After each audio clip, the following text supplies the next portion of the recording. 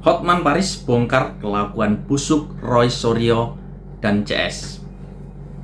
Apa kelakuan busuk Roy Suryo? Titik tanda tanya. Yang pertama, di saat menjadi menterinya Bapak SBY, Roy ini mendapat gelar Panji.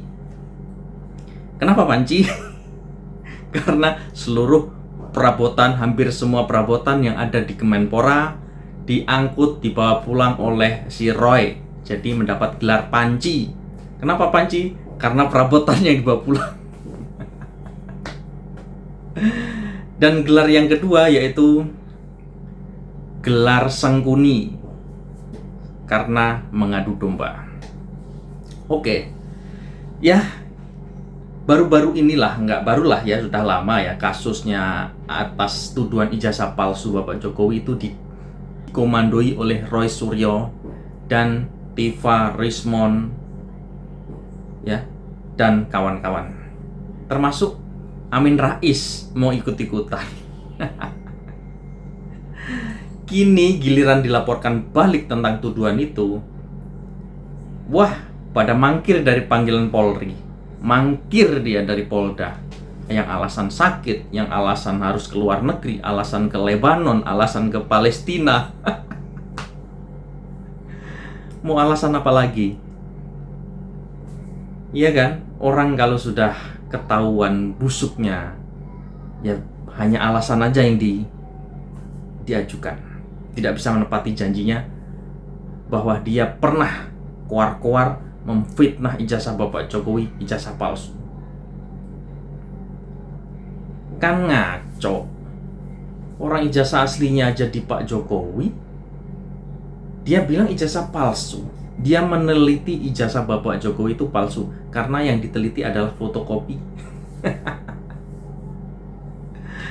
Si Tiva yang katanya dokter meneliti ijazah, bukan meneliti penyakit dalam, kayak penyakit kulit, kayak penyakit mata, penyakit hidung. Yang diteliti ijazah. Makanya gelarnya palsu dia. Dia tidak lulus filsafat kok. Pihak kampusnya mengatakan bahwa si Tiva pernah kuliah tapi tidak pernah tamat filsafat. Kok ngaku-ngaku dokter? Gelar dari mana kok Tiva? Oke, inilah tanpa berlama-lama gitu, di mana Bapak Hotman Paris bongkar kebusukan Roy Suryo dan kawan-kawan. Jadi tanpa perlu berlama-lama lagi, langsung saja kita simak videonya. Berikut ini. Ini tahap awal ya. Tahap awal saya minta kan kita ya, pelapor, ngapain kita kucuk-kucuk datang ke PH daripada RS? korban apa? harusnya. Ya kan kita Harusnya kan pelapor. Harusnya korban. Ya kan, dan kita sudah menyerahkan kepada negara. Jadi polisi itu mewakili kepentingan kita, kepentingan pelapor. Jadi sebenarnya nggak usah kita, nanti polisi ketika memanggil ya pengacara mereka lah, RS itulah nanti datang ke sini. Ya kan, untuk memberikan misalnya surat. Nah, untuk Om Tompel dan Ibu Kurnia datang. Jangan mangkir. Penundaan atau apapun itu ya itulah kepentingannya pengacara ya dalam mewakili kliennya gitu. Tapi kami pastikan laporan ini akan lebih cepat dari Polda Metro Jaya. Saya pastikan itu. Dan satu lagi ya, saya mau kasih tahu teman-teman, implikasinya ini besar sekali. Karena kenapa? Satu, keluarga saya yang tadinya mau kuliah di UGM jadi ragu. Jadi nggak usah lah, nanti palsu pula ijazahnya kan gitu. Ya, terus yang kedua, kalau terus diyakinkan masyarakat ya, ini perlu dicamkan ini ya. Diyakinkan masyarakat bahwa ijazah Pak Jokowi itu palsu oleh RS dan kawan-kawan, besok-besok udah yang lamar jadi presiden SMA pun udah bisa. Kan gitu kan? Kalau mereka faktakan terus seolah-olah ini palsu, masyarakat semua yakin. Kalau gitu nggak usah ada yang kuliah lagi lah. Kalian teman-teman nggak usah kuliah, SMA pun bisa jadi presiden kok besok-besok. Nah, itu implikasinya besar sekali. Ya, besar sekali implikasinya. Itu demikian dari saya. Ada lagi tambahan? Kalau Pak Jokowi sendiri berani bawa ijazahnya ke Polri, itu berarti beliau yakin 1000%. Tidak mungkin itu palsu barang dibawa ke sini. Kalau barang palsu dibawa itu bunuh diri namanya. Pelapor bunuh diri. Ya betul, logikanya betul. bunuh diri ya. Betul. Itu saja. Ya, terima kasih. Nah, jadi ini dampaknya ya teman-teman. Nah, ada lagi? Dampaknya ngeri kan? Ada lagi nggak? Mantan Ketua KPK Abraham Samad mangkir pemeriksaan polisi terkait kasus tudingan ijazah palsu terhadap Presiden ke-7 RI Joko Widodo. Selain Abraham Samad, podcaster Michael Sinaga juga tidak memenuhi panggilan polisi. Keduanya dijadwalkan menjalani pemeriksaan sebagai saksi di Polda Metro Jaya pada Jumat lalu. Kasubit Penmas Polda Metro Jaya, KBP Reonal Simanjuntak menjelaskan, Abraham Samad tak memenuhi panggilan polisi tanpa pemberitahuan kepada penyidik. Sementara itu, Michael Sinaga sudah mengonfirmasi tidak dapat menjalani pemeriksaan pada Jumat pekan lalu. Dipanggil, ya, inisial M dan S, tapi konfirmasi yang bersangkutan tidak hadir. Kemudian inisial AS belum hadir dan belum ada konfirmasi. Ya, ada 2. Itu yang terakhir hari Jumat. Update-nya. Itu rencananya kapan Pak pemeriksaannya? Jumat kemarin. Berarti 3 orang itu tidak hadir. 2. Kan inisial MS Nah Pak, jemput aja Pak, jemput paksa. dan AS. Ya. Belum hadir, kalau AS belum hadir dan belum ada konfirmasi, namun kalau untuk MS sudah konfirmasi bahwa tidak bisa hadir. Oke, itu ya. Pak, rencana selanjutnya Pak akan diperiksa siapa lagi kalau dari Polda? Saya tanya dulu Mbak. Saya bukan penyidiknya. Ya. Kalau penjadwalan ulang belum ada ya Pak? Hah? Penjadwalan ulang belum ada juga? Biasanya kan kalau dia tidak datang pada panggilan pertama, biasa dikasih waktu 3 hari sampai 6 hari. Kalau enggak juga baru panggilan kedua 1 minggu. Berarti panggilan keduanya pekan ini kan? Iya. Oh, pekan ini berarti dipanggil. Halo Bapak SBY. Bapak SBY. Nonton TV nggak? Katanya ada diduga anak buah Bapak, kata BPK lo atau kata siapa itu nggak jelas. Katanya ada beberapa perabot-perabot yang belum dikembalikan ke negara. Sendok, kartu, tali, gua nggak tahu sih diduga. Tapi ini kan menyangkut nama baik Bapak SBY. Tolong diusut. Pokoknya ada bener deh, pokoknya Pak SBY memecat beliau. Enggak. Bikin malu. Ya, masa kita tiap hari lihat kalian politisi di televisi bukan main idealnya, tapi kok yang gini-gini kok bisa raib katanya.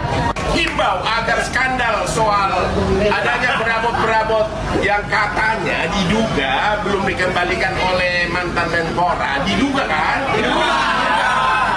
Agar dituntaskan, ya.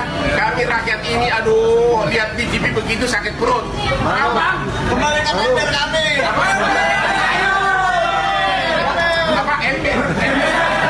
Ayo. Panci. Ya ini hanya dugaan, tapi saksi mata kami lihat di TV.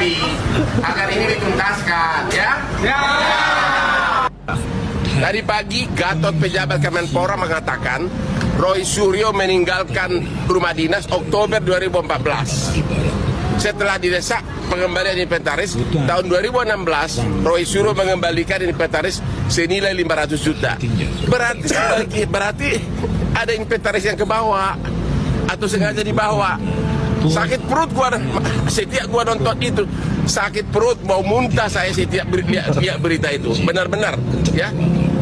Kalau memang hanya level pompa air atau matras, datanglah ke Hotman Paris. Masa iya kan menteri kok sekere itu, Allah Akbar. Panci ember pun mau pulang, Allah Akbar. Itu satu perusahaan gede kan gajinya itu menteri. truk ya, apalagi katanya ada ribuan lagi. Udahlah, jangan pakai jas di TV lah kalau pompa air sama matras juga jadi persoalan, oke? Nih, Rolex gua kasih lo ya. Langsung itu bisa beli matras sama pompa air 2.000 kali ya. Ya jangan berlagak di TV deh ya. Salam Hotman Paris. Halo warga Indonesia, untuk menggambarkan betapa rendahnya substansi yang diperbincangkan di TV tentang aset Kemenpora, betapa rendahnya substansinya. Saya sekarang berada di depan toilet Taman Jogging Kelapa Gading. Saya dengar di TV yang dipersoalkan adalah pompa air. Ini pompa air, ya. Kemudian katanya ada matras. Itu matras ada, ya. Ini ember. Aduh, bagaimana aku nggak pesimis masa depan bangsa ini kalau yang begini. Ini pompa air. Tiap malam aku nonton di TV mengenai sengketa Kemenpora pengembalian aset. Ternyata be like Hotman Paris. Kalau saya mempersoalkan aset triliunan rupiah, big international case, bankruptcy, oke? Gosip bapak-bapak di Taman Jogging Kelapa Gading bermain. Mat, saya dokter S3, tapi mereka lebih jenius dari aku. Ada pertanyaan begini, jangan-jangan aset Kemenpora itu dibeli tapi tidak masuk rumah dinas. Jangan-jangan ya, kita tidak tahu. Karena kalau sampai 3.000, benar nggak? Kalau sampai 3.000 item, nggak mungkin masuk ke rumah dinas. Jadi ini perlu segera ini KPK sama kepolisian turun, periksa bonnya waktu pembelian aset tersebut. Sesudah itu dicek kemana aset itu dibawa dulu. Karena kan, ya, benar? Sesuai nggak? Tuh tukang baterai. Karena tidak mungkin 3.000 item masuk rumah dinas. Ya, jadi lihat dulu bon pembeliannya dulu. Oke? Salam takut. Minum. Sebentar lagi luka dalam tubuhmu akan sembuh.